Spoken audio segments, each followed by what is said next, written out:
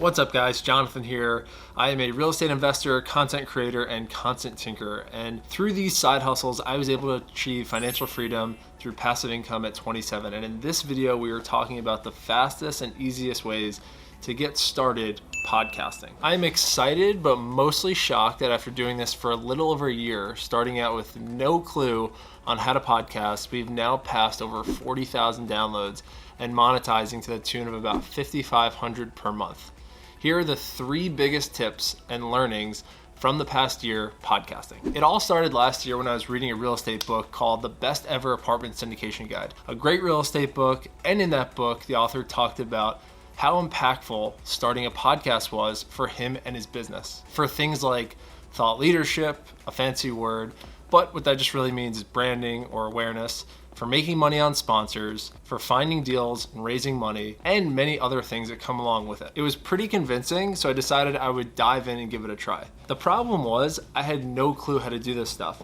Everything on YouTube was so generic. I was looking for tactical information that I could use to start a podcast immediately with little or no money, but the stuff online was all over the place and really expensive. So I just jumped in and tried to figure it out. There will also be a lot more content on here of our process, step by step, how we create a daily podcast. So be sure to like and subscribe and stay until the end, because in the last tip, I'll walk through the exact tool we use to organize episodes, and we're giving it away to anyone that just comments and likes below. All right, let's get into it. Number 1, do not do it all yourself. We had no idea how to find guests, film an intro, do show notes, and even release to social media. But thankfully, you can find VAs on Upwork, Fiverr, other sites for less than $10 that can help you do all that. Depending on your show, you should be able to find an editor or producer for less than $10 per episode. If someone tells you differently, they're probably trying to sell you their services. You should be able to have a voice intro and a thumbnail done, and you can even hire a VA to scan other podcasts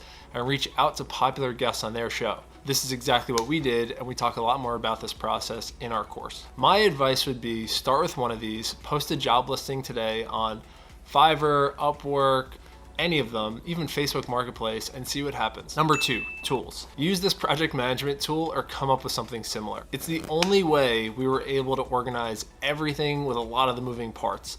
Also, the cool part about Google is that it's very easy to share, and almost all the editors and producers that serve as our VAs and our team are very familiar with it. It makes everything much easier to track. All right, and getting to basic equipment, you only really need to pay for 2 things to get started. Now, obviously there's more you can do after, but this is just the basics and something you can use to start podcasting today. The first is a USB mic, meaning it will plug directly into your computer. There's no mixer or extra equipment involved. Next, you need a camera. If you want it to be a drop on YouTube, we recommend that, but you can use your camera from your computer or your phone or buy a fancier one. And you need Zoom and Calendly, which are both free softwares which we use every day to record and schedule our podcast. Number 3, batch your activities. This is the number 1 reason we see people fail. You have a set release date in your head, but nothing is recorded. We did it that way, and we started to feel completely overwhelmed.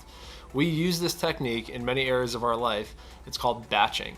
It just means that you do the same types of activity at the same time to help get in a rhythm and knock them all out at once. For example, since we release a daily show, I record 6 to 7 episodes every Thursday and like to stay out 2 to 3 weeks ahead of our episodes for our release pipeline. This completely takes the pressure off us, and from a high level, the way we do this is by sending the guest a Calendly link with our pre-interview questions and availability, and let them fill out the form to pick a time. From there, the info gets added into a Google Sheet or Google Drive for me to review during the interview and after the interview. By doing it this way, it's much easier to track and organize with virtually no time. Feel free to give our project management tool a try below. Just drop a comment and a like and let us know what you think. It is the exact tool that we use, and it's the only way we're able to put out a show every day and track everything on a podcast editing basis, on a guest outreach basis, and a release basis. And that's it, guys. If this was helpful, feel free, as I said before, to drop a like, share, and subscribe. It helps us so much and gives us an idea of what type of content you guys find to be more useful. And as always, if you have any questions, please do not hesitate to reach out. And if you need more help with your podcast, something hands-on, it's something we're really passionate about and now help others with.